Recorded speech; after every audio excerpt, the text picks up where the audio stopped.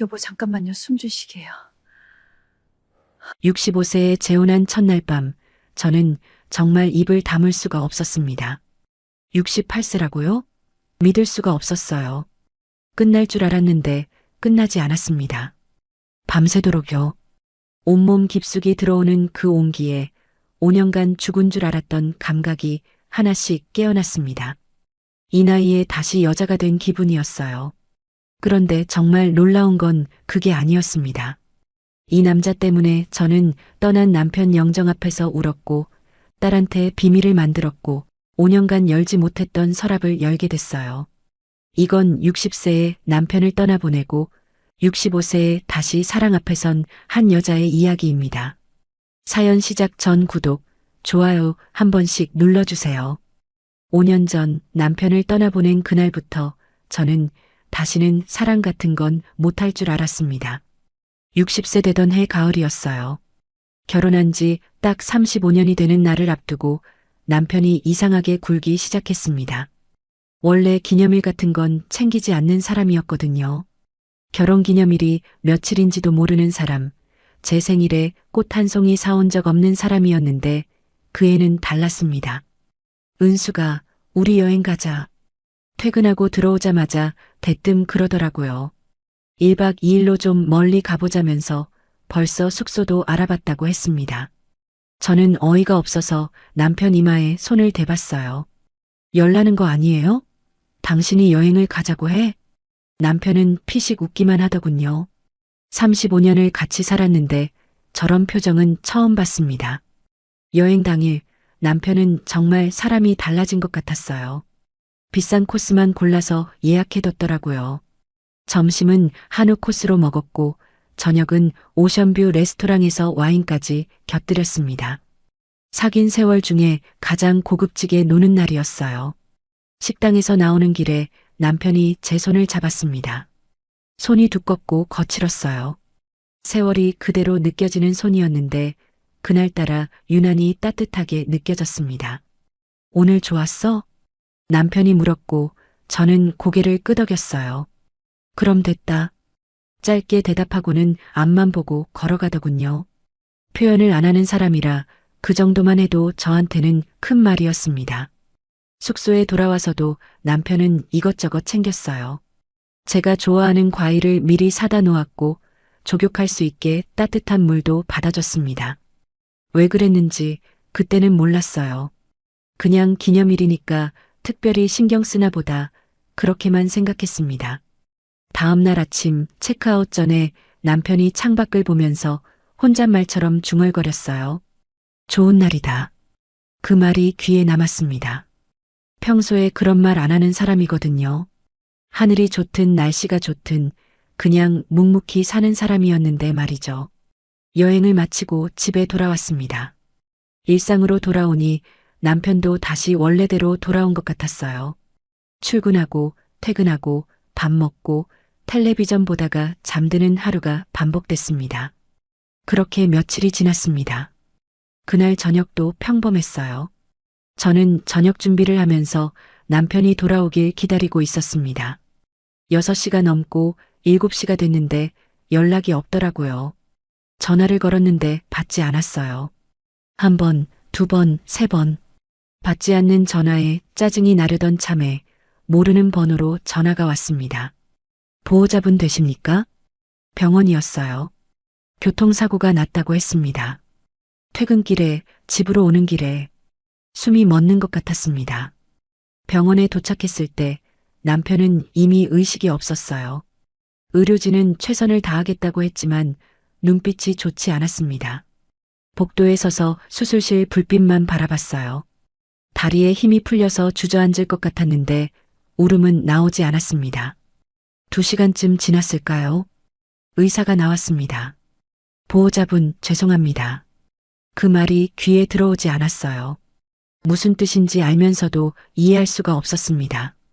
영안실에서 남편을 봤어요. 눈을 감고 누워있는 모습이 마치 자는 것 같았습니다. 며칠 전까지 제 손을 잡고 걸었던 사람인데 와인 잔을 기울이며 웃었던 사람인데 손을 잡아봤어요. 차가웠습니다. 장례식 내내 저는 울지 못했습니다. 슬프긴 슬픈데 멍하기만 했어요.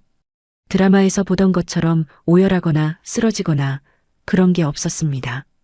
조문객들이 오면 고개 숙여 인사하고 빈소를 지키고 밥을 먹고 몸은 움직이는데 마음은 텅 빈 느낌이었어요. 은수가 울어도 돼. 친구 경희가 등을 쓰다듬으며 말했지만 눈물이 나오지 않았습니다. 내가 이상한 건가? 남편을 사랑하지 않았던 건가? 그런 생각이 들어서 더 괴로웠어요.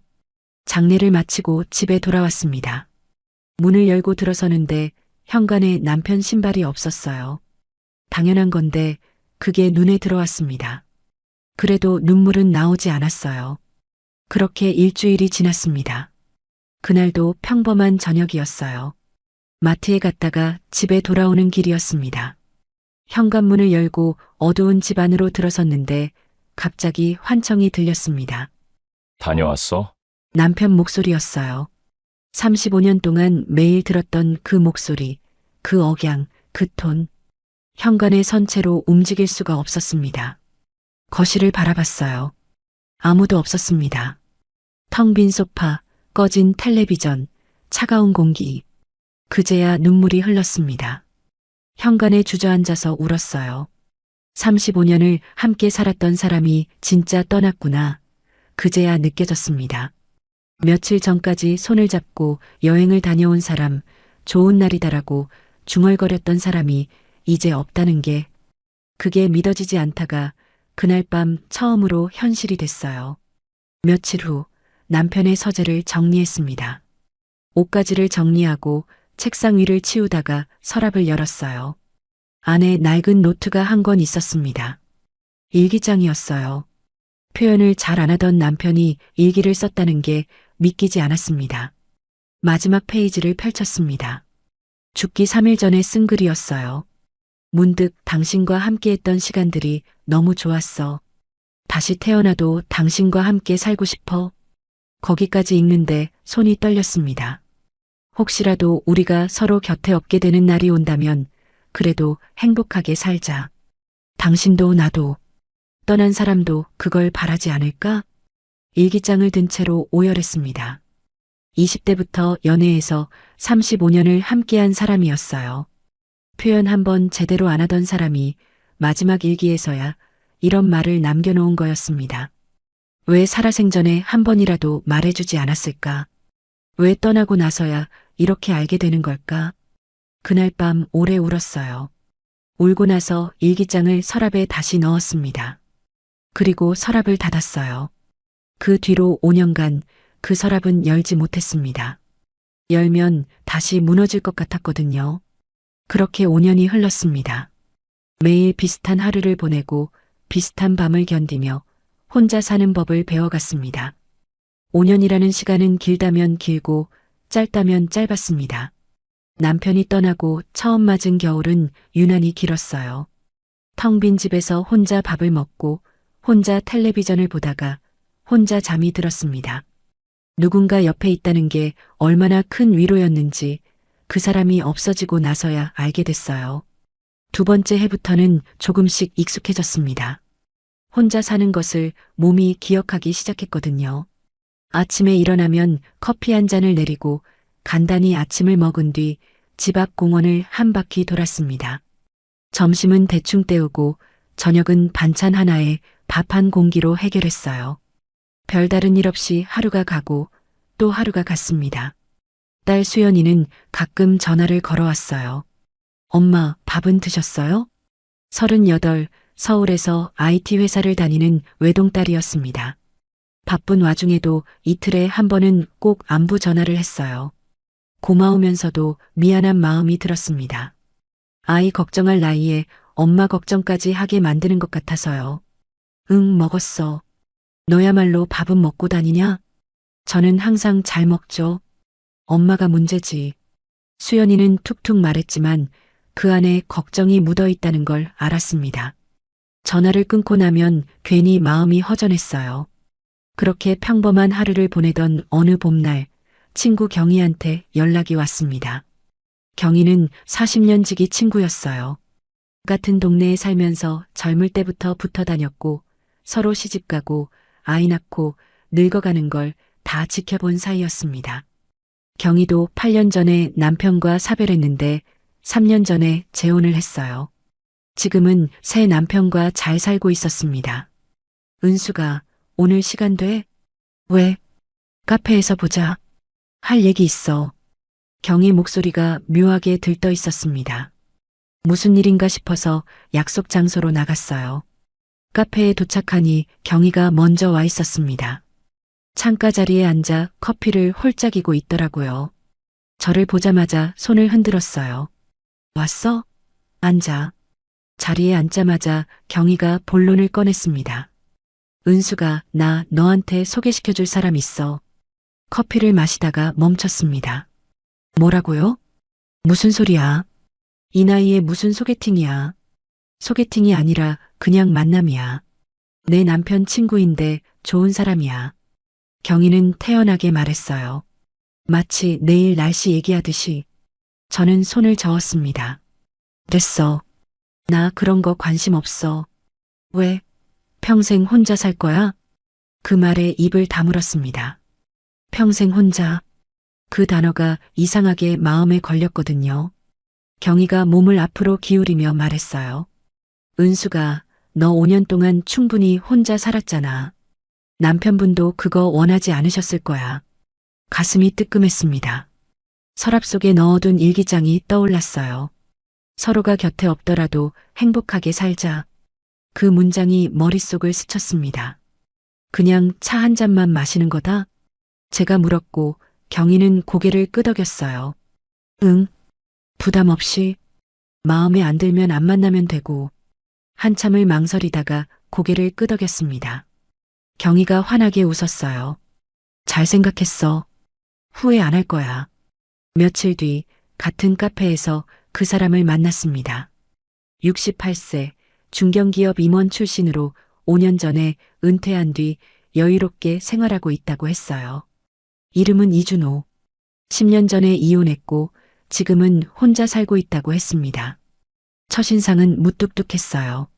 말이 별로 없었고 표정도 크게 변하지 않았습니다. 그런데 이상하게 불편하지 않았어요. 침묵이 어색하지 않은 사람이었습니다. 저도 혼자 산 지 10년 됐어요. 준호 씨가 커피를 홀짝이며 말했습니다. 담담한 목소리였어요. 오래되셨네요. 익숙해지더라고요. 그런데 가끔은 말을 하다가 멈췄습니다. 가끔은 뭘까? 묻고 싶었지만 묻지 않았어요. 아직 그럴 사이가 아니라고 생각했거든요. 1시간 정도 차를 마시다가 자리에서 일어났습니다. 헤어지는 길에 준호 씨가 말했어요. 다음에 또 뵐 수 있을까요? 눈가에 주름이 깊었습니다. 웃을 때 더 깊어졌는데 그게 이상하게 따뜻해 보였어요. 대답하지 못하고 애매하게 웃기만 했습니다. 집에 돌아와서 현관문을 열었습니다. 신발을 벗고 거실로 들어서는데 남편 영정 사진이 눈에 들어왔어요. 사진 속 남편은 웃고 있었습니다. 여보, 오늘 이상한 사람 만났어요. 혼잣말이 나왔어요. 아니, 이상한 건 아니고 그냥 경희가 소개시켜줬는데 말을 하다가 멈췄습니다. 뭘 하고 있는 거지? 죽은 남편한테 다른 남자 얘기를 하고 있다니 가슴이 답답해졌습니다. 방으로 들어가서 서랍을 바라봤어요. 5년간 열지 못한 서랍. 그 안에 남편의 일기장이 있었습니다. 손이 서랍 쪽으로 갔다가 다시 내려왔어요. 아직은 열 수 없었습니다. 침대에 누워서 천장을 바라봤습니다. 여보, 미안해요. 나 같은 사람이 다시 행복해져도 되는 걸까요? 그 생각이 머릿속을 떠나지 않았어요. 준호 씨 얼굴이 자꾸 떠올랐습니다. 왜 그런지 모르겠어요. 그냥 차 한 잔 마신 것뿐인데 이상하게 마음에 남았습니다. 며칠이 지났습니다. 어느 저녁 경희한테 전화가 왔어요. 은수가 그 사람이 너 다시 만나고 싶대. 심장이 한번 뛰었습니다. 뭐라고 대답해야 할지 몰라서 한참을 망설였어요. 그래. 한 번 더 만나볼게. 입에서 나온 말에 스스로도 놀랐습니다. 전화를 끊고 나서 한참 동안 멍하니 앉아 있었어요. 내가 왜 그랬지? 그냥 거절하면 될 일이었는데. 그런데 이상하게 거절하고 싶지 않았습니다. 창밖을 보니 봄비가 내리고 있었어요. 이 만남이 제 인생을 어떻게 바꿔놓을지 그때는 정말 몰랐습니다. 두 번째 만남은 일주일 뒤였습니다. 경희가 장소를 정해줬어요.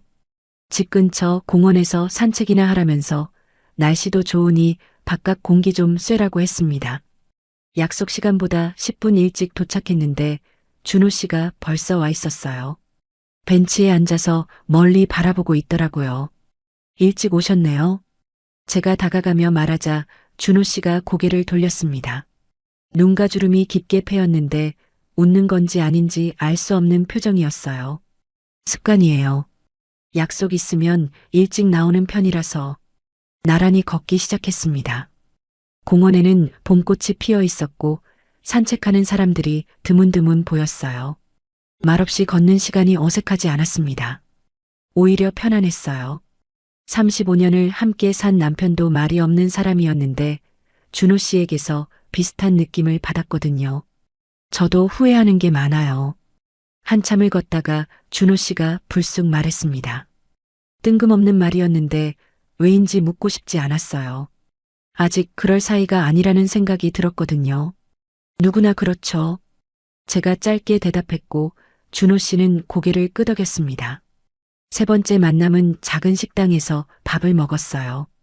준호 씨가 예약해뒀다면서 데려간 곳은 한식집이었습니다. 메뉴를 고르는데 준호 씨가 먼저 말했어요. 뭘 좋아하세요? 저는 뭐든 잘 먹어요. 그럼 제가 시킬게요. 음식이 나오자 준호 씨가 반찬을 덜어서 제 앞에 놓았습니다. 자연스러운 동작이었어요. 손이 크고 두꺼웠는데 35년간 봐온 남편 손과는 달랐습니다. 그런 사소한 차이가 눈에 들어왔어요. 식사 중에 준호 씨가 지갑을 꺼내다가 사진이 살짝 보였습니다. 오래된 사진 같았는데 누구인지는 알 수 없었어요. 물어볼까 하다가 그만뒀습니다. 네 번째 만남 즈음 준호 씨의 행동들이 하나씩 쌓이기 시작했어요. 어느 날은 비가 왔습니다. 카페에서 나왔는데 우산을 안 가져왔어요. 카페 앞에서 비를 피하고 있는데 준호 씨가 다가왔습니다. 아무 말 없이 자기 우산을 건넸어요. 저는 괜찮아요. 차 가까이 세워놨으니까. 그러고는 비를 맞으며 주차장 쪽으로 걸어갔습니다. 뒷모습을 보면서 가슴이 이상하게 뛰었어요. 며칠 후에는 감기에 걸렸습니다. 코가 막히고 목이 칼칼해서 집에서 쉬고 있었어요. 점심때쯤 현관벨이 울렸습니다. 문을 열었는데 아무도 없었어요. 대신 문 앞에 비닐봉지가 놓여 있었습니다. 열어보니 죽이 들어 있었어요. 아직 따뜻했습니다. 메모지가 하나 붙어 있었어요. 몸조리 하세요. 이름은 적혀 있지 않았지만 누가 가져왔는지 알았습니다. 전화를 걸까 하다가 그만뒀어요. 뭐라고 해야 할지 몰랐거든요. 죽을 먹으면서 손이 떨렸습니다. 따뜻했어요. 음식도 그 마음도 떠난 남편한테 받아왔던 것과는 다른 종류의 따뜻함이었습니다. 그날 밤 경희한테 전화가 왔어요. 은수가 그 사람 어때? 뭐가 어때? 느낌이 괜찮아? 한참을 망설이다가 대답했습니다. 잘 모르겠어. 근데 이상하게 편해. 경희가 웃는 소리가 들렸어요. 그게 좋은 거야. 편한 게 제일이야. 전화를 끊고 나서 천장을 바라봤습니다. 준호 씨 얼굴이 자꾸 떠올랐어요.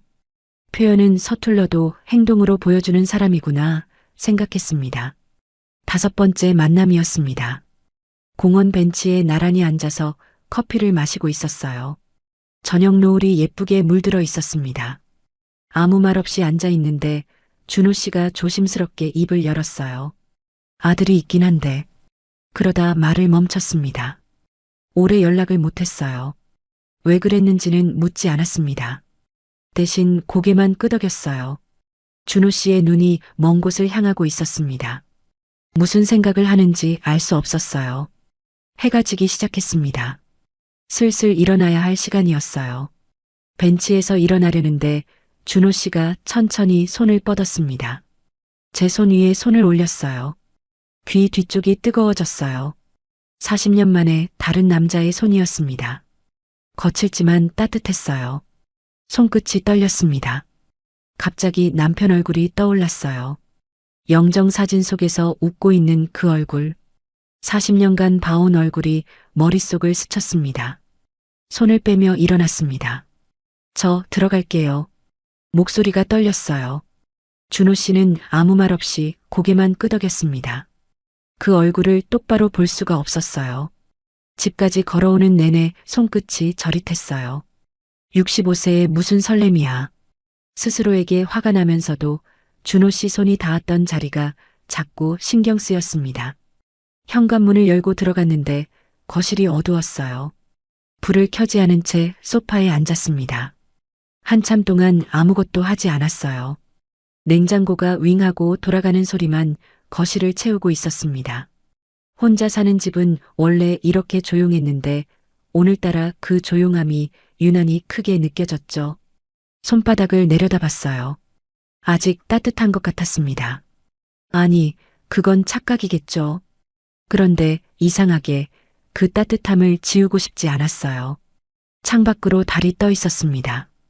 밤이 깊어가는데 잠이 오지 않았어요. 그때 준호 씨 지갑에서 봤던 사진이 떠올랐습니다. 오래된 사진. 누구였을까요? 묻지 못한 게 마음에 걸렸습니다. 아들이 있다고 했는데 오래 연락을 못했다고 했죠. 왜 그랬을까요? 무슨 사정이 있는 걸까요? 알고 싶었어요. 그 사람에 대해 더 알고 싶었습니다. 그런 내 마음이 무서웠어요. 준호 씨와 만난 지 2달쯤 됐을 때였습니다. 그날은 준호 씨가 자주 간다는 식당에서 점심을 먹기로 했어요. 집에서 버스로 20분 정도 거리에 있는 곳이었습니다. 오래된 한식집이라고 했는데 준호 씨가 젊을 때부터 다녔다고 하더라고요. 식당에 도착하니 준호 씨가 먼저 와 있었습니다. 창가 자리에 앉아서 메뉴판을 보고 있었어요. 늦지 않았죠? 저도 방금 왔어요. 마주 앉아서 메뉴를 골랐습니다. 준호 씨가 된장찌개를 시키겠다고 하길래 저도 같은 걸로 했어요. 음식이 나오기를 기다리면서 이런저런 얘기를 나눴습니다. 요즘 날씨가 많이 덥죠? 네. 벌써 여름 같아요. 사소한 대화였어요. 그런데 이상하게 편안했습니다. 40년을 함께 산 남편과도 이런 대화를 많이 했었는데 준호 씨와 나누는 대화는 또 다른 느낌이었어요. 음식이 나왔습니다. 된장찌개 냄새가 구수했어요. 밥 한 숟갈을 떠서 입에 넣으려는데 식당 문이 열렸습니다. 낯선 남자가 들어왔어요. 40대 초반쯤 되어 보이는 남자였습니다. 양복을 입고 있었고 얼굴이 날카로웠어요. 식당 안을 둘러보다가 저희 쪽으로 걸어왔습니다. 준호 씨 얼굴이 굳었어요. 아버지. 남자가 준호 씨를 보며 말했습니다. 아버지라고요? 준호 씨 아들인가? 숟가락을 든 채로 멈췄습니다. 민재야. 준호 씨가 낮은 목소리로 대답했어요. 민재. 이름을 기억했습니다. 준호 씨가 아들이 있다고 했을 때 오래 연락을 못했다고 했던 그 아들. 민재라는 남자가 제 쪽을 힐끗 봤습니다. 눈빛이 차가웠어요. 요즘 잘 지내시나 보네요. 새로 만나시는 분까지 계시고 말투가 날카로웠습니다. 저는 뭐라고 해야 할지 몰라서 가만히 있었어요. 준호 씨도 아무 말이 없었습니다. 민재가 준호 씨 앞에 섰습니다. 아버지, 어머니 기일 아시죠? 다음 주에요. 전 부인 기일이라는 얘기였어요. 준호 씨가 고개를 끄덕였습니다. 알고 있다. 오실 건가요? 잠시 침묵이 흘렀습니다. 오시든 말든 상관없어요. 어차피 10년간 안 오셨잖아요. 그 말에 준호 씨 어깨가 움찔했어요. 10년. 그러니까 이혼하고 나서 한 번도 연락을 안 했다는 뜻인가. 민재가 저를 다시 봤습니다. 이분이 새로 만나시는 분인가요? 대답하기 전에 민재가 말을 이었어요. 아버지, 또 누군가를 상처 주실 거면서요. 그 한마디가 식당 안에 울렸습니다. 준호 씨는 아무 말도 하지 않았어요. 변명도 해명도 없었습니다. 그냥 고개를 숙이고 있었어요. 민재가 돌아섰습니다. 저는 먼저 갈게요. 식사 맛있게 하세요. 문을 열고 나가는 뒷모습을 바라봤습니다. 다리에 힘이 풀리는 것 같았어요. 방금 무슨 일이 일어난 거지? 머릿속이 복잡해졌습니다. 준호 씨가 숟가락을 내려놓았습니다. 죄송해요. 보기 불편하셨죠? 아니요. 괜찮아요. 괜찮다고 했지만 괜찮지 않았습니다. 또 누군가를 상처 주실 거면서요. 그 말이 머릿속에서 맴돌았어요. 식사를 마치고 나왔습니다. 밥맛이 없었어요. 준호 씨도 마찬가지인 것 같았습니다. 반도 안 먹고 숟가락을 놓았거든요. 걸어가면서 아무 말도 하지 않았어요. 어색한 침묵이 흘렀습니다. 전에는 편안했던 침묵이 이번에는 무거웠어요. 집에 돌아와서 경희한테 전화를 걸었습니다. 경희야, 나 물어볼 게 있어. 뭔데? 준호 씨, 왜 이혼한 거야? 전화기 너머로 한숨 소리가 들렸습니다. 경희가 천천히 말했어요. 그 사람 젊을 때 일밖에 몰랐대. 무슨 말이야? 회사에서는 인정받았는데 집에서는 없는 사람이었대. 출장 가고 야근하고 주말에도 일하고. 아내가 나와 일 중에 뭐가 중요해 물었을 때 대답을 못했대. 가슴이 답답해졌습니다. 그래서 이혼당한 거야? 응. 아내가 먼저 나갔고 아들은 엄마 편을 들었대. 그 뒤로 10년간 연락이 끊겼다고 하더라. 10년. 아들과 10년간 연락이 없었다니. 오늘 민재가 그렇게 차갑게 굴었던 이유를 알 것 같았어요. 근데 나쁜 사람은 아니었대. 경희가 덧붙였습니다. 그냥 가족을 어떻게 사랑하는지 몰랐던 거래. 지금은 많이 후회하고 있다고 하더라. 전화를 끊고 나서 한참 동안 앉아 있었어요. 준호 씨 얼굴이 떠올랐습니다. 민재 앞에서 아무 말도 못하고 고개 숙이고 있던 그 모습, 변명 한마디 없이 받아들이던 그 표정. 저녁 때 현관벨이 울렸습니다. 문을 열었더니 준호 씨가 서 있었어요. 손에 편의점 봉지를 들고 있었습니다. 저녁은 드셨어요? 아직이요. 저도 안 먹었어요. 같이 드실래요? 망설이다가 고개를 끄덕였습니다. 준호 씨가 들어와서 봉지를 열었어요. 김밥이랑 컵라면이었습니다. 점심에 제대로 못 드셨잖아요. 간단하게라도 드시라고. 그 말에 목이 메었습니다.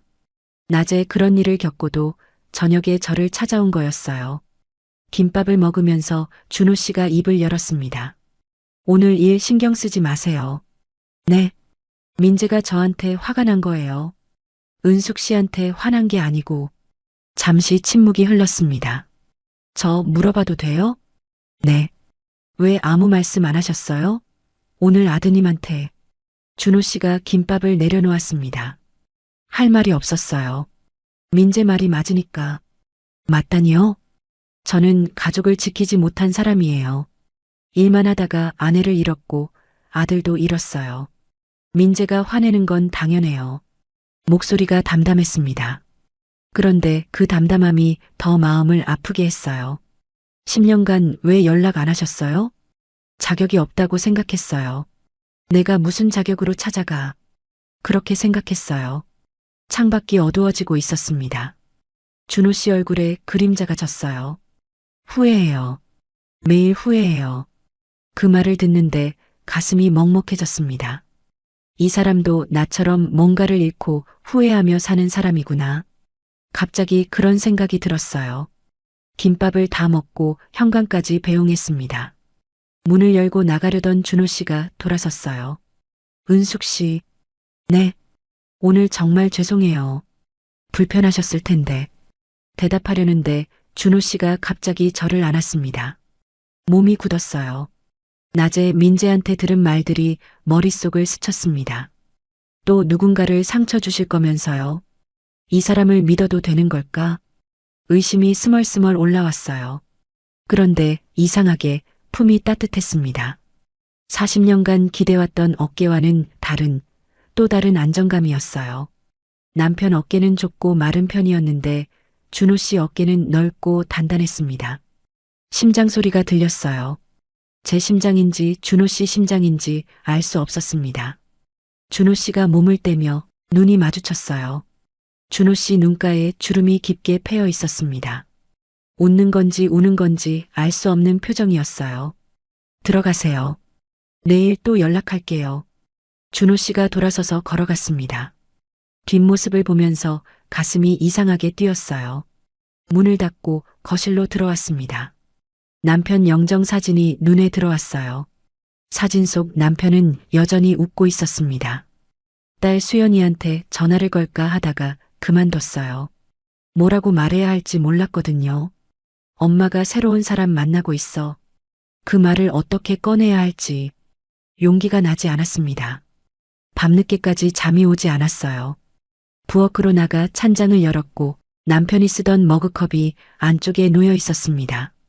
5년 동안 닦이지 않은 커피 자국이 바닥에 남아 있었고 버리지도 못하면서 꺼내 쓰지도 못한 채 그 자리에 있었지요. 컵을 꺼내다가 다시 넣었어요. 물을 한 잔 따라 마시고 창밖을 봤는데 달이 구름 뒤에 반쯤 가려져 있었습니다. 준호 씨는 어떤 사람일까? 정말 가족을 버린 사람일까? 아니면 나처럼 잃어버린 것 앞에서 서성이는 사람일까? 알 수 없었어요. 손에 남은 물컵의 차가움만 또렷했습니다. 민재를 만난 뒤로 일주일이 지났습니다. 그동안 준호 씨를 2번 더 만났어요. 공원에서 산책도 하고 카페에서 차도 마셨습니다. 겉으로는 평소와 다를 게 없었지만 제 마음속에는 계속 뭔가가 걸려 있었어요. 민재의 그 말이 머릿속에서 떠나지 않았습니다. 또 누군가를 상처 주실 거면서요. 준호 씨를 볼 때마다 그 말이 떠올랐어요. 이 사람이 정말 가족을 버린 사람일까? 아니면 경희 말처럼 그냥 사랑하는 법을 몰랐던 사람일까? 어느 날 저녁 준호 씨가 자신의 과거를 말해줬습니다. 한강공원 벤치에 나란히 앉아 있었어요. 노을이 지고 있었고 강물이 붉게 물들어 있었습니다. 준호 씨가 먼저 입을 열었어요. 젊을 때 일밖에 몰랐어요. 담담한 목소리였습니다. 승진이 전부인 줄 알았습니다. 회사에서 인정받으면 다 되는 줄 알았어요. 저는 가만히 들었습니다. 아내가 물었어요. 나와 일 중에 뭐가 중요해? 그때 대답을 못했어요. 준호 씨가 강물을 바라봤습니다. 이혼하고 나서야 알았습니다. 내가 뭘 잃었는지.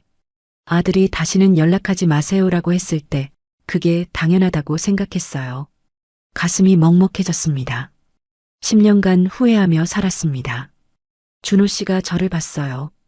그래서 이번에는 후회하고 싶지 않아요. 그 눈빛이 진심 같았습니다. 그런데 저는 받아들일 수가 없었어요. 마음 한쪽에서 계속 브레이크가 걸렸거든요. 집에 돌아와서 딸 수연이한테 전화를 걸었습니다. 재혼 이야기를 꺼내보려고 했어요. 더 이상 숨기고 있을 수가 없었거든요. 전화벨이 3번 울리고 수연이가 받았습니다. 엄마, 무슨 일이에요? 아니, 그냥 전화했어. 수연아, 엄마가 할 말이 있는데. 네? 뭔데요? 입을 열려는데 수연이가 먼저 말했어요. 엄마, 미안한데 나 지금 야근 중이야. 급한 거 아니면 나중에 얘기해도 돼? 아, 그래. 급한 건 아니야. 진짜 괜찮아? 무슨 일 있어? 아니야. 별거 아니야. 끊어. 전화를 끊고 소파에 앉았습니다. 손에 땀이 나 있었어요. 결국 말을 못 꺼냈습니다. 수연이한테 엄마가 새로운 사람 만나고 있어라고 어떻게 말해요? 며칠 뒤 준호 씨한테 연락이 왔습니다. 오늘 저녁에 볼 수 있을까요? 망설이다가 대답했어요. 네. 제가 찾아갈게요. 준호 씨 집에 도착한 건 저녁 7시쯤이었습니다. 아파트 벨을 누르자 문이 열렸어요. 준호 씨가 서 있었습니다. 들어오세요.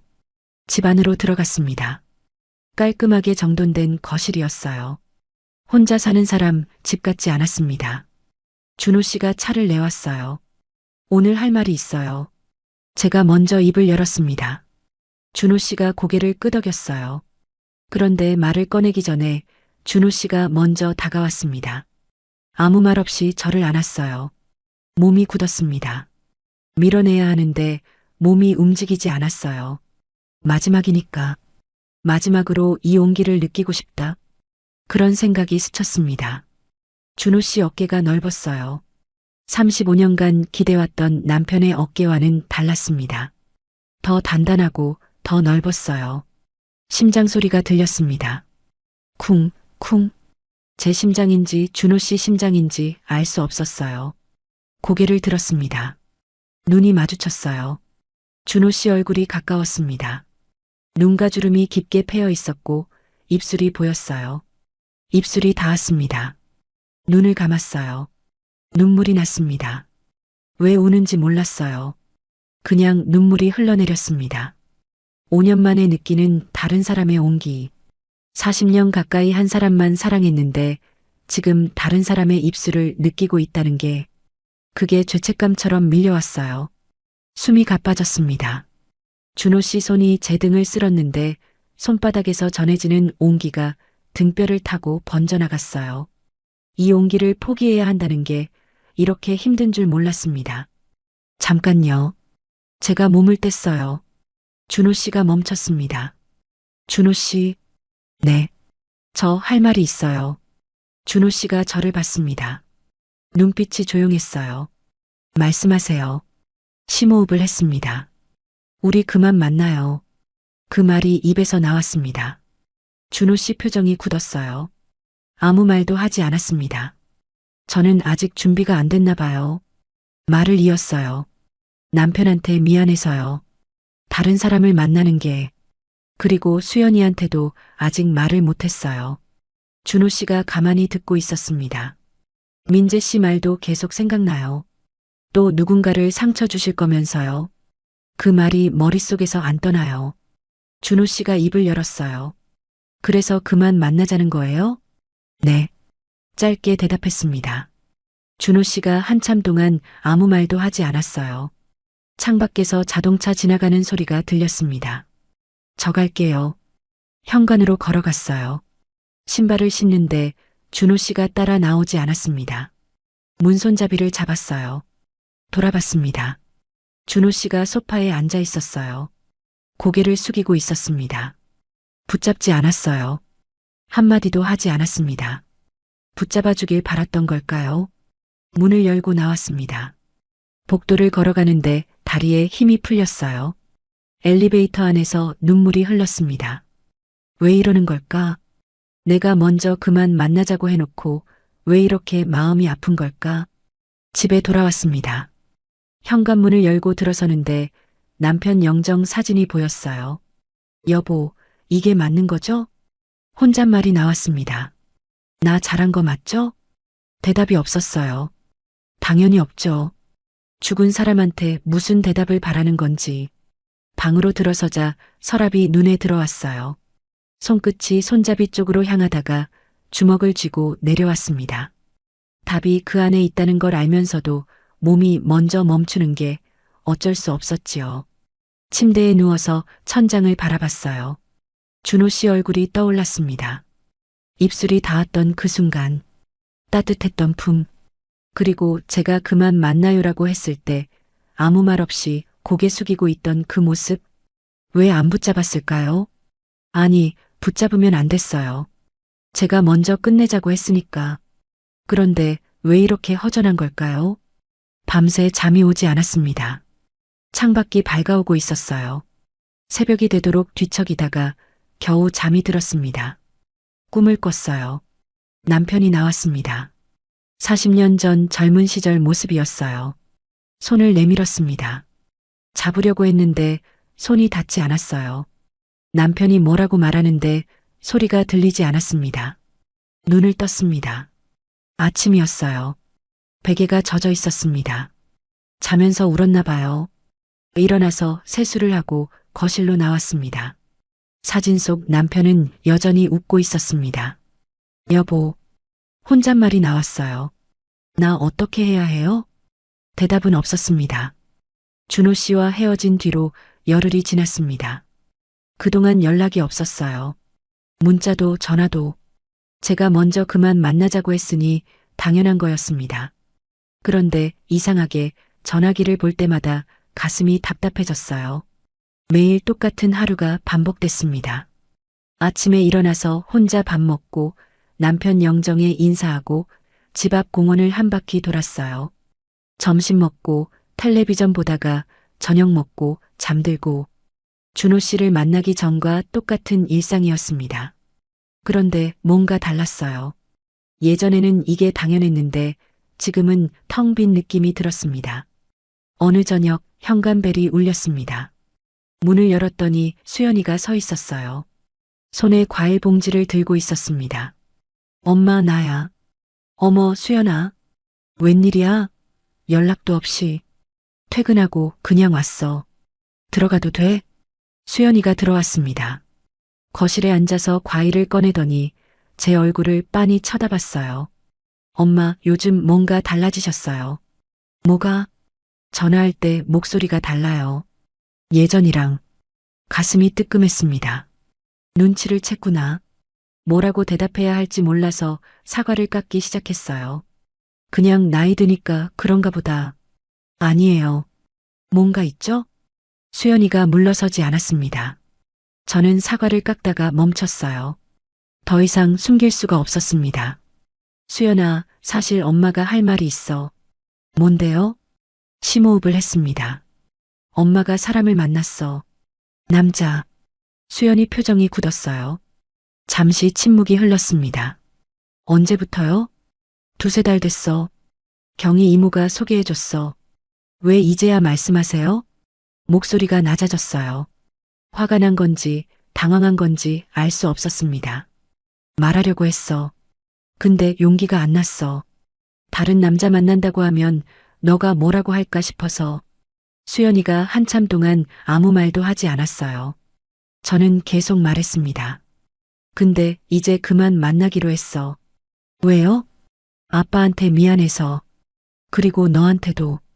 수연이가 고개를 들었어요. 표정이 복잡했습니다. 엄마, 그 사람 어떤 사람이에요? 착한 사람이야. 말은 별로 없는데 행동으로 보여주는 사람. 나한테 잘해줬어. 그런데 왜 헤어지셨어요? 대답하려는데 수연이가 일어났습니다. 방 안으로 들어가더니 뭔가를 보고 있었어요. 서랍이었습니다. 엄마, 이 서랍. 아빠 서재에 있던 거죠? 심장이 쿵 내려앉았어요. 열지 마. 왜요? 그냥 열지 마. 수연이가 돌아봤습니다. 이 안에 뭐가 있어요? 대답하지 못했어요. 수연이가 서랍 손잡이를 잡았습니다. 엄마, 열어볼게요. 수연아. 말리려고 했는데 이미 서랍이 열렸습니다. 안에서 낡은 노트가 나왔어요. 남편의 일기장이었습니다. 5년 만에 다시 보는 일기장이었어요. 손이 떨렸습니다. 이거 아빠 일기장이에요? 수연이가 물었고 저는 고개를 끄덕였어요.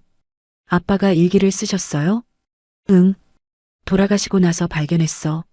수연이가 마지막 페이지를 펼쳤습니다. 남편이 죽기 3일 전에 쓴 글이었어요. 엄마, 이거 읽어봤어요? 응. 한 번. 그 뒤로는 못 열었어. 수연이가 천천히 소리내어 읽기 시작했습니다. 문득 당신과 함께했던 시간들이 너무 좋았어. 다시 태어나도 당신과 함께 살고 싶어. 목이 메었어요. 5년 전 그 밤이 떠올랐습니다. 혹시라도 우리가 서로 곁에 없게 되는 날이 온다면 그래도 행복하게 살자. 당신도 나도. 수연이 목소리가 떨렸습니다. 떠난 사람도 그걸 바라지 않을까? 마지막 문장에서 수연이가 멈췄어요. 저는 눈물이 흘렀습니다. 참으려고 했는데 안 됐어요. 수연이가 일기장을 덮었습니다. 한참 동안 아무 말도 하지 않았어요. 손가락이 표지 위를 천천히 쓸고 있었는데 그 손끝이 떨리고 있었지요. 엄마. 수연이가 고개를 들었습니다. 나 시간 좀 줘요. 가슴이 철렁 내려앉았어요. 솔직히 복잡해요. 아빠 글씨 보니까 더요. 며칠만 생각할게요. 수연이가 일어났습니다. 저는 뭐라고 해야 할지 몰라서 소파 위 쿠션을 잡고 있었어요. 수연아. 제가 불렀지만 수연이는 이미 현관 쪽으로 걸어가고 있었습니다. 신발을 신다가 돌아봤어요. 미워하는 거 아니에요. 진짜로. 그 한마디를 남기고 문이 닫혔습니다. 잠금장치 돌아가는 소리가 거실까지 울렸어요. 혼자 남은 거실에서 일기장을 바라봤습니다. 수연이 손가락이 쓸고 간 표지 위에 손자국이 남아 있었어요. 서랍은 열렸지만 제 마음은 아직이었습니다. 그날 밤 경희한테 전화가 왔어요. 은수가 나야. 응. 너 준호 씨 소식 들었어? 무슨 소식? 그 사람 아들이랑 화해했대. 수화기를 쥔 손에 힘이 들어갔습니다. 민재한테 10년간 부어온 적금 통장을 보여줬대. 매달 민재 이름으로 넣어왔다더라. 그리고 지갑 속에 민재 어릴 때 사진 있었던 거 알아? 그때 식당에서 봤던 장면이 떠올랐어요. 준호 씨가 지갑을 꺼내다가 살짝 보였던 오래된 사진. 편지도 있었대. 10년간 쓰고 보내지 못한 편지들. 민재가 울었다더라. 아버지, 왜 한 번도 안 오셨어요? 기다렸거든요. 그랬대. 목이 메었어요. 경희 목소리가 낮아졌습니다. 은수가 그 사람 나쁜 사람 아니야. 그냥 표현을 못했던 거야. 너처럼. 전화를 끊고 일기장을 다시 봤습니다. 남편의 글씨가 보였어요. 행복하게 살자. 그 문장 위로 수연이 손자국이 겹쳐 있었지요. 두 사람의 흔적이 같은 자리에 놓여 있었습니다. 다음 날 아침 수연이한테 전화가 왔습니다. 벨이 울리는데 손이 떨려서 바로 받지 못했어요. 엄마. 응, 수연아. 어젯밤에 계속 생각했어요. 숨을 멈추고 들었습니다. 아빠가 쓰셨잖아요. 행복하게 살자고. 그게 혼자 살라는 뜻은 아니잖아요. 눈시울이 뜨거워졌어요. 그리고 삼촌한테 전화했거든요. 아빠가 그 여행 몇 달 전부터 코스 짜셨대요. 아내한테 잘해주고 싶다고 하셨대요. 수화기를 쥔 손등에 핏줄이 도드라졌습니다. 엄마 마음 가는 대로 하세요. 짧은 한마디였습니다. 그런데 그 말이 잠겨있던 문을 열어주는 것 같았어요. 전화를 끊고 한참 동안 창밖을 봤습니다. 그리고 얼마 후 준호 씨 집 앞에 섰습니다. 초인종을 누를까 말까 망설이다가 손가락이 먼저 움직였습니다. 벨소리가 울렸어요. 잠시 후 문이 열렸습니다. 준호 씨가 서 있었어요. 놀란 표정이었습니다. 은숙 씨? 저 할 말이 있어요. 준호 씨가 문을 열어줬습니다. 거실로 들어갔어요. 창문으로 아침 햇살이 들어오고 있었습니다. 준호 씨가 소파를 가리켰지만 저는 서 있었어요. 말을 먼저 해야 할 것 같았거든요.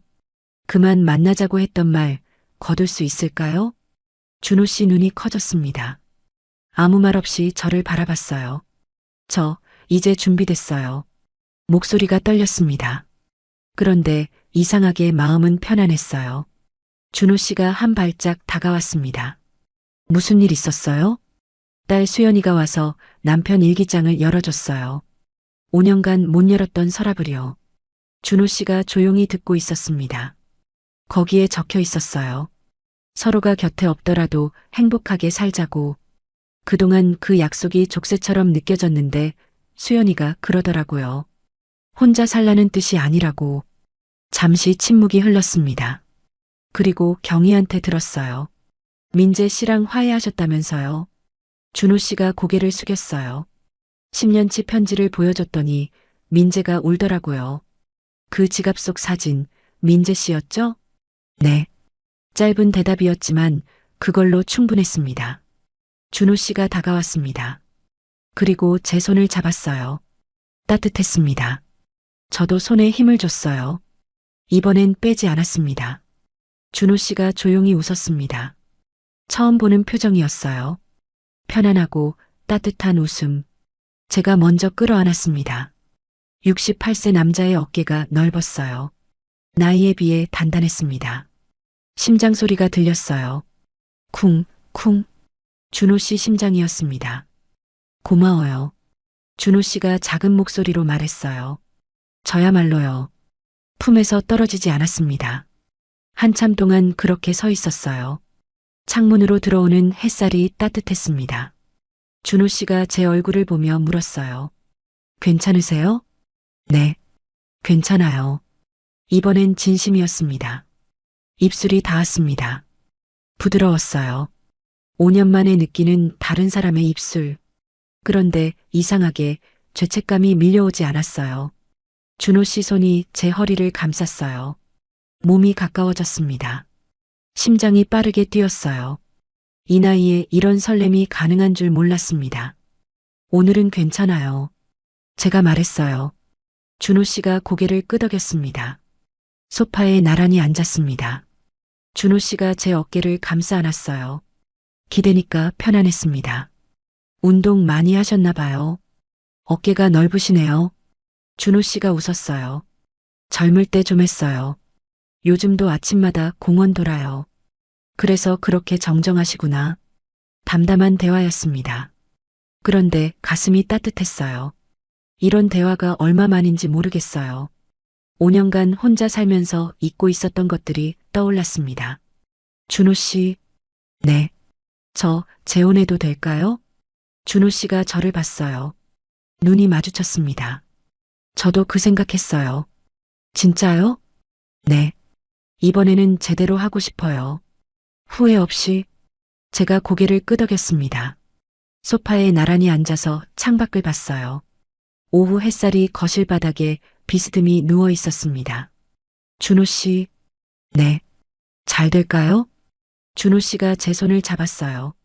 죽을 가져다 줬을 때의 그 손, 공원 벤치에서 처음 올려놓았던 그 손이었습니다. 잘 되게 할 거예요. 이번에는요. 그 말을 듣는데 어깨에 힘이 빠지는 느낌이었어요. 40년간 한 사람과 함께했던 제가 다시 누군가와 함께하기로 한 거였습니다. 한 달 뒤 우리는 결혼했습니다. 재혼식이라 해봐야 거창한 건 아니었습니다. 가까운 사람 넷이서 저녁 먹고 잔 부딪힌 게 전부였는데 집으로 돌아오는 길에 준호 씨 손을 잡으니까 손바닥에 땀이 배어 나왔어요. 차 안에서 아무 말도 하지 않았지만 손끝에서 전해지는 온기가 말보다 많은 걸 전하고 있었지요. 현관문을 열고 들어서자 준호 씨가 뒤에서 문을 닫았고 거실에 둘만 남게 됐습니다. 창밖으로 달이 떠 있었는데 40년 전 남편과 결혼식 올리던 날밤이 떠올랐어요. 그때도 이렇게 어색했었지만 지금은 또 다른 종류의 떨림이었습니다. 차 드릴까요? 준호 씨가 먼저 입을 열었어요. 괜찮아요. 고개를 저으며 소파에 나란히 앉았습니다. 잠시 침묵이 흘렀는데 그 침묵이 무겁지 않았어요. 오히려 편안했지요. 준호 씨가 제 손을 잡았습니다. 손이 크고 따뜻했어요. 긴장되세요? 조금요. 솔직하게 대답하자 준호 씨 눈가에 주름이 깊게 패이며 웃음이 번졌습니다. 저도요. 그 한마디에 어깨에 힘이 빠졌어요. 68세 남자도 긴장하는구나 생각하니까 웃음이 났습니다. 준호 씨가 천천히 다가왔고 손이 제 볼을 어루만졌어요. 거칠었지만 조심스러운 손길이었습니다. 눈을 감았더니 입술이 닿았어요. 부드러웠습니다. 조심스럽고 다정했어요. 오히려 마음이 놓이는 느낌이었습니다. 침실로 향하는 동안 심장이 빠르게 뛰었어요. 이 나이에 이런 설렘이 가능한 줄 몰랐습니다. 침대에 누웠을 때 준호 씨가 위에서 저를 내려다봤어요. 달빛이 얼굴에 비쳤고 눈빛이 진지했습니다. 괜찮으세요? 네. 대답하고 나서 손을 뻗어 준호 씨 어깨에 올렸어요. 탄탄했습니다. 68세라고 믿기 어려웠지요. 나이에 비해 정정하시다고는 들었지만 직접 느끼니까 달랐어요. 천천히 가까워졌습니다. 숨이 가빠졌어요. 준호 씨가 멈추지 않았거든요. 이렇게 지구력이 좋으신 분인 줄 몰랐습니다. 끝이 없었어요. 손끝이 깊숙이 닿았을 때 저도 모르게 소리가 새어나왔습니다. 몸이 기억하고 있었어요. 오래 잊고 있었을 뿐 죽은 게 아니었습니다. 밤이 깊어갔습니다. 창밖으로 달이 기울어가는 것도 시간이 얼마나 흘렀는지도 몰랐어요. 그저 이 순간이 계속됐으면 좋겠다고 생각했습니다. 밤새 함께했어요. 정말 입을 다물 수가 없었습니다. 이 나이에 다시 여자가 된 기분이었어요. 5년간 잊고 있었던 감각들이 하나씩 깨어나는 것 같았고 남편이 떠나고 나서 죽은 줄 알았던 부분이 아직 살아 있었습니다. 새벽녘이 되어서야 멈췄어요. 나란히 누워 천장을 바라봤는데 숨이 아직 가라앉지 않았습니다. 준호 씨가 제 머리를 쓰다듬었어요. 행복하세요? 낮은 목소리였습니다. 고개를 돌려 얼굴을 봤더니 눈가에 땀이 맺혀 있었고 표정은 편안했어요. 네. 그 한 글자가 전부였습니다. 더 긴 말이 필요 없었어요. 준호 씨가 저를 다시 끌어안았고 가슴에 얼굴을 묻었습니다. 심장 소리가 들렸어요. 규칙적이고 단단한 소리. 이 소리가 앞으로 매일 옆에 있을 거라는 생각이 들었지요. 아직 안 주무실 거예요? 제가 고개를 돌리며 물었습니다. 당신 옆에 있으니까 잠이 안 와요. 낮은 목소리였어요. 그 한마디에 가슴이 다시 뛰기 시작했습니다. 준호 씨도 웃었어요. 아침이 밝아오는 줄도 몰랐습니다. 창문 사이로 햇살이 스며들 때쯤에야 눈을 떴는데 옆에 준호 씨가 누워 있었어요. 자는 줄 알았더니 눈이 마주쳤습니다. 일어나셨어요? 네. 오래 못 자는 편이에요. 준호 씨가 일어나 앉으며 말했어요. 아침 해드릴게요. 부엌에서 냄비 소리가 들렸고 된장찌개 끓이는 냄새가 났습니다. 침대에 누운 채로 그 소리를 들었어요. 5년간 혼자 아침을 맞았는데 오늘은 달랐습니다. 누군가 나를 위해 밥을 짓고 있다는 게 이렇게 따뜻한 일인 줄 몰랐지요. 식탁에 마주 앉았습니다. 된장찌개, 계란말이, 김치. 소박한 아침이었어요. 준호 씨가 밥을 떠서 제 앞에 놓았습니다. 많이 드세요.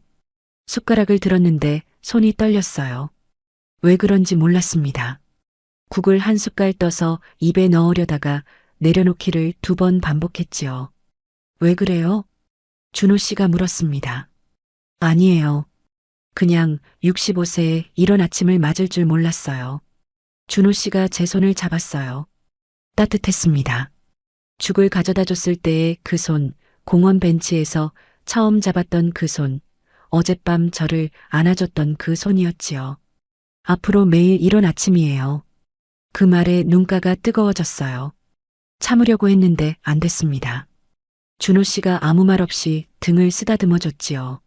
며칠 뒤 옛집에 갔습니다. 5년간 살았던 집이었어요. 이제는 준호 씨 집에서 살기로 했지만 정리할 게 남아 있었습니다. 현관문을 열고 들어서자 익숙한 냄새가 났어요. 5년간 혼자 맡았던 냄새였지요. 거실로 들어갔더니 남편 영정 사진이 보였습니다. 사진 속 남편은 여전히 웃고 있었어요. 영정 앞에 섰습니다. 여보, 잘 지내죠? 혼잣말이 나왔어요. 나 행복하게 살기로 했어요. 영정 속 남편은 대답이 없었습니다. 당연하지요. 하지만 이번엔 그 침묵이 무겁지 않았어요. 고마워요. 그 일기장 남겨줘서 덕분에 용기 낼 수 있었어요. 주머니에서 사진 한 장을 꺼냈습니다. 며칠 전 찍은 사진이었어요. 준호 씨와 나란히 서서 웃고 있는 사진. 수연이가 찍어줬지요. 서랍 앞에 섰습니다. 5년간 열지 못했던 서랍. 손잡이를 잡았는데 이번엔 망설이지 않았어요. 서랍이 열렸습니다. 안에 남편의 일기장이 있었어요. 낡은 표지가 눈에 들어왔습니다. 일기장 옆에 사진을 넣었어요. 준호 씨와 함께 찍은 사진을. 이제 이 서랍에는 2사람이 함께 있어요. 서랍을 닫았습니다. 이번엔 손끝이 가벼웠어요. 5년 전 처음 닫았을 때와는 달랐습니다. 그때는 손에 힘이 잔뜩 들어갔는데 지금은 평화로웠지요. 영정 사진을 다시 봤습니다. 여보, 나 행복하게 살게요. 사진 속 남편은 웃고 있었어요. 그 웃음이 처음으로 축복처럼 느껴졌습니다. 집을 나왔어요. 계단을 내려오는데 준호 씨가 기다리고 있었습니다. 손을 내밀었고 잡았어요. 따뜻했습니다. 다 하셨어요? 네. 손을 잡고 걸었습니다. 가을 햇살이 어깨 위로 내려앉았고 낙엽이 발밑에서 바스락거렸어요. 5년 만에 처음으로 가을이 예쁘게 느껴졌지요. 그때서야 알았습니다. 황혼에 찾아온 사랑이 부끄러운 게 아니었어요. 35년간 함께했던 사람은 떠났지만 그 사람이 남긴 말은 남아 있었어요. 행복하게 살자. 그 말이 이제야 가슴 깊이 들어왔지요. 혹시 저처럼 망설이고 계신 분이 있다면 이 말씀 드리고 싶습니다. 당신도 행복해질 자격이 있어요. 그 나이가 몇 살이든요. 65세에 재혼한 첫날 밤, 저는 입을 다물 수가 없었습니다. 68세라고 믿기 어려웠거든요. 밤새 꺼지지 않는 온기 같았어요. 그런데 정말 놀라운 건 그게 아니었습니다. 이 나이에 다시 사랑받을 수 있다는 것. 그게 진짜 놀라운 일이었어요. 지금의 이야기가 마음에 드셨다면 다른 영상도 시청해 주세요. 좋아요와 구독, 알람 설정은 무료입니다. 또 마음에 남는 장면이 있으셨다면 댓글로 나눠주세요. 선생님의 한마디가 다른 분께 깊은 울림이 될 수 있습니다.